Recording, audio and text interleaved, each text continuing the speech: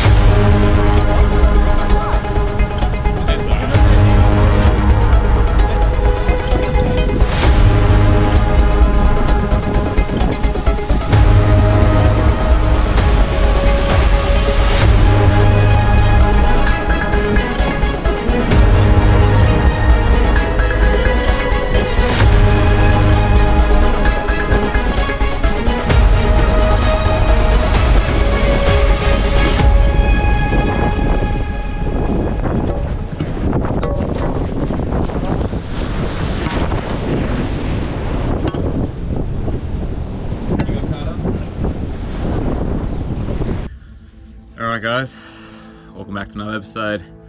We'll start this one with me talking about the boat before we get into it. So we flipped it, we sunk the boat. She's gone, she's written off.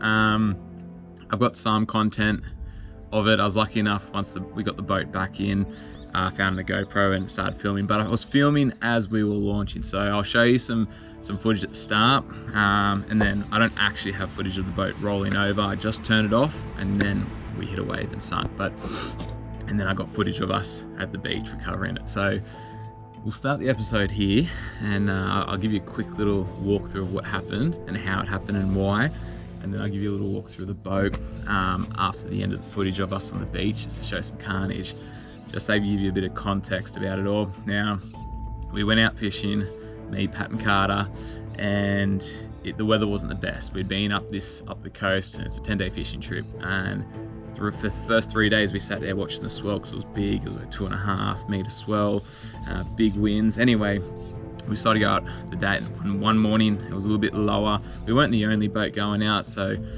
we seemed pretty confident and good. Anyway, we went out and we mistimed it, and it's a beach launch, and you're in this bay. You come around this little sort of bend, and you got the beach and the wave breakers there, but we're kind of at the back of the breakers already. Anyway, I was looking down, looking at the plotter, the sounder, marking our track back in, and Carter was next to me, Pat was driving, and a wave came through and hit the wave breaker, got my attention. I looked up, and as we've come through that wave that hit the wave breaker and we've come down, I've looked up and I was just seen this wave right in front of me, and it was already frothing at the top and it was sucking down the bottom. They don't normally break there, it's normally just swell. Anyway, this one stood up, and I just looked at Pat, and Pat just kind of froze for a second. I was like, hit it, let's go. And then it's not like we're going fast, we're probably going like 6 knots. And by the time we just hit it, we just went absolutely vertical in the air to the point where my feet and Carter's feet came off the boat out the other end, and I was just holding him. And then we've come down and landed like a pin because all the weight's in the back of the boat. And as we've come down past the waterline, we've filled the back of the boat, and then we've come back up full of water. I instantly looked over my shoulder once I hit the deck with Carter. It was full of water. I hit bilge, and Pat said, let's get out of here, and he hit the accelerator, and the boat rolled. Now that's as quick as, let's say 5 seconds. 5 seconds is all it took. From hitting the wave to landing to saying hit the bilge and let's get out of here. 5 seconds and the boat had rolled. So in regards to the response and panic, there wasn't really any. We kind of just literally rolled out of the boat and swam. So yeah, that's it, and that's all it took. All these year and a half of building and getting the boat to where it was, and it was probably about 90, 95, 99, I'll probably say 95% complete in what I wanted to do with it. In regards to fishing, it was gone in 5 seconds. So shit happens. It could have been way worse. We could have been injured. You know, we could have broken an arm and a leg, or the worst case scenario could have happened. But that's it. That's all she wrote. So yeah, we just had to swim back in. We're a couple hundred meters offshore, and we just swam back in, and it was big. Once we swam into the breakers, it was hectic. That's when it probably got gnarly. Kid Carter had his life jacket on, and we were able to get an esky lid, and him and Pat kind of went in a little bit faster than I did. And then I actually was struggling personally. I was getting tired out there. I was getting hammered. I had a wet weather jacket on, swimming, and set after set was just smacking me. So I actually had to turn around and swim back out. Like you were at the beach and you could time the waves and duck dive rather than just swimming, getting hammered. I actually had to, one wave, undo my jacket, second wave arm, and then that had our phone and keys in it, so I was just holding that, and I was just breaststroking back. But I'll tell you what, if I was wearing a jumper, pants, waders, and that happened, you're like a lead ball. And not having a jumper to pull over your head and lose vision, you know, being able to just unzip the jacket, I probably will never wear a jumper heading out in rough seas ever again. So that's my take on it. Now, in regards to what we could have done to avoid the whole situation, we could have not gone out. Boats went out before us, boats went out after us. We're the fourth boat to go around the corner. They all went out fine. After it all happened, boats still went out. It was just bad timing. I'd probably call it the butterfly effect. In regards to that, you know, take one piss longer or do my shoelace up, we would have missed that one set. Pat and I have analysed this over and over. We talked about it for a few weeks. You know, hindsight's easy when you can look back at it. We did everything right in regards to, you know, going out slow, you know, not charging into the wave. You know, Carter had his life jacket on. A few things we could have avoided. We could have just not gone out that day. Could have. We have been out in bigger and worse conditions and were managed it fine. These boats are very capable of doing that. So we were pretty confident going out anyway. The other thing, you know, I could have been paying more attention. You know, I should have been looking at the sets as we're going through that sort of bar crossing technically rather than plotting. I was too busy thinking about my prop because last year we hit some rocks and that with the prop twice. So I was focusing on that. So my attention should have been more, I should have done that earlier on or later on the way back in maybe, and focused on the horizon more and helping Pat spot as well, not just leaving it up to him. And then the other thing, you know, we said was once we landed, we're full of water, because Pat even hit the wave at 30 degrees out, so the motor would turn a little bit, then we've gone up in the air. You know, whether the motor turned more or not, whatever, but when we landed, the motor was like this. We're full of water. We didn't know there was not going to be another wave. We, you know, to us, it was like the first wave of the set, really, but it was more like a rogue wave or the bigger wave of the set. So when we landed and we're full of water and I hit bilge, and he then said, let's get out of here and hit the accelerator. We're like this, the motor's facing that way. He digs in, obviously when you take off, with the extra water, it just capsized. You know, the back of the boat just went under, and then we just rolled. So realistically, we shouldn't have hit the accelerator. We should have stopped, assessed the situation before hitting go and panicking. Well, not really panicking, but let's get out of this situation. We're in the impact zone. But we didn't know there was not going to be another wave straight after that. And, you know, we're thinking if we flip, the boat lands on us, we hit our heads, we get trapped under it, whatever, or we roll with the boat, could have been so much worse. So yeah, we did everything right in regards to the situation, but putting ourselves in that situation wasn't probably the right thing to do. It was no one's fault. Shit happens. These things do happen. But yeah, so yeah, in hindsight, we shouldn't have hit the accelerator, but like I said, we didn't know there was not going to be another wave waiting for us to hit us again. So absolutely normal for that to have happened, for Pat to say, let's go. And, you know, I didn't say stop. It was same sort of thing. Let's get out of here. It is what it is. Boat's gone. Boat's written off. There's worse things, you know, like I said, we could have been injured. Now, before the trip, it's been a bit of a month anyway. Molly, the old girl, she was meant to come with us. That was meant to be her last trip, her last little holiday. She was scheduled to be put down soon anyway. She's struggling. She passed away. I had to put her down the night before I left. So the dog's gone. Then we go up a couple of days later. We flip the boat. Now I only say that in context because I couldn't care less about the boat. When we got back to shore, Pat was pretty upset. You know, he's like, "Oh, I'm sorry, man." I'm like, "Don't worry about it. It's just a boat. It's all good." Couldn't care less. So I feel that losing my dog, which is probably the more important thing, and obviously our health too, but losing her, all this stuff is just garbage, right? So this is all replaceable. It's just money. You know, Carter could have been hurt, I could have been hurt, Pat could have been hurt, we could have broken bones, could have had, you know, big injuries that lasted a long time. So losing the old girl, and then this meant nothing. So it was quite the week that week, and then yeah. So anyway, once the boat sunk, we swam back in. And, you know, big, huge thank you to Marine Rescue, because, you know, they're volunteers, and we called them once we landed. They came down with a truck, with a winch, and the boat, after maybe, I'd probably say an hour, I think, eventually was just bobbing out there at sea. It did get washed in with a big swell, tumbled, ripped, bang, and we swam back out, Pat and I, and put a rope on it, and we winched it back in with the waves and using the Marine Rescue truck. We got the boat back on the trailer with a local, you know, there's a few locals around, so they all came down and helped pick up all our shit and everything, so thank you to them as well. One of the locals used his tractor, he had a winch on it, he was able to get it back up. So big thank you to him. So yeah, there was plenty of people around to help us. Otherwise, me and Pat just scratching our heads on the shoreline, not knowing what to do, as usual. But yeah, we got insurance paid out for it. We'll move on. So. But that's pretty much it. So from here, I'll just show you the content that I did capture before going out and after. But there's your story. That's pretty much all I could really say about it all. It's just a boat. It's just fiberglass. Was it scary? Not really. It was more. I only got really hectic when I was swimming and I getting hit with the waves. I felt Pat was pretty much the same. We're both really calm. Carter was chilled as. He was just like, "Where are we going?" I was like, "We're swimming back to shore." And then as I was swimming with him, he looks over his shoulder and goes, "I'm glad I didn't bring my Lego." So that was pretty funny. So that's about it. So anyway, you know, enough of my sub story. That's about it, really. Pardon?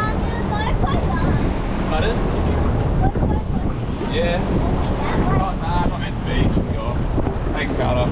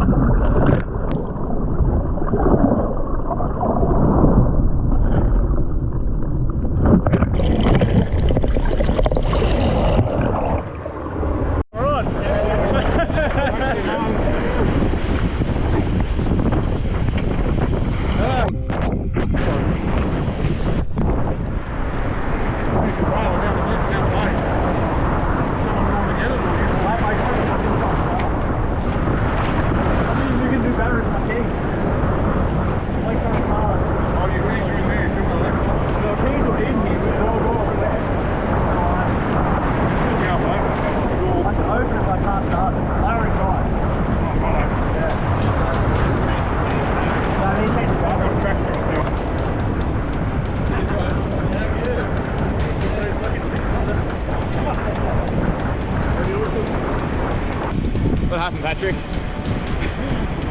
Welcome to back to another episode. Here you go. Let's go. How did we get here? How many fish did we catch? How many lures did we put in the water? Yeah. Not even all the lines got wet. All the lines are wet. Big out there.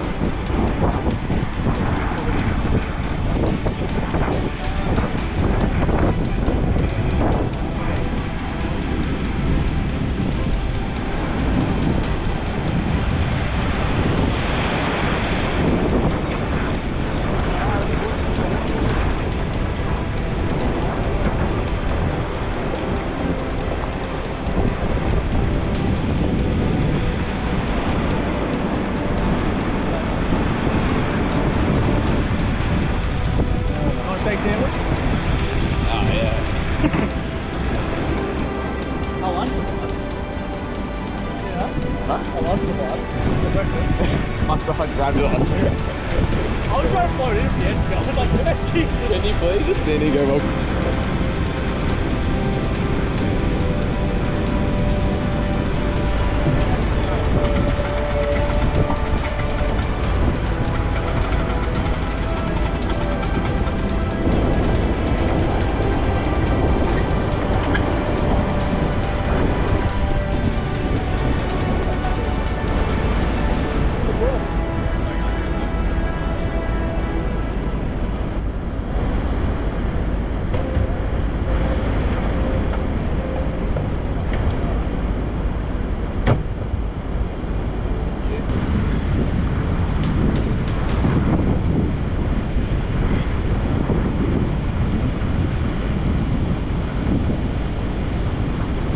It's like a walk of shame.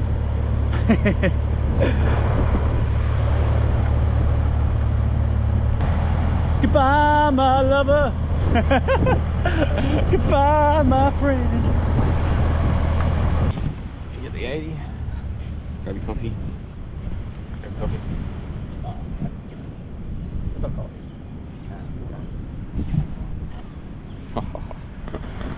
She's all over. Alright, so let's show you the boat and the damage.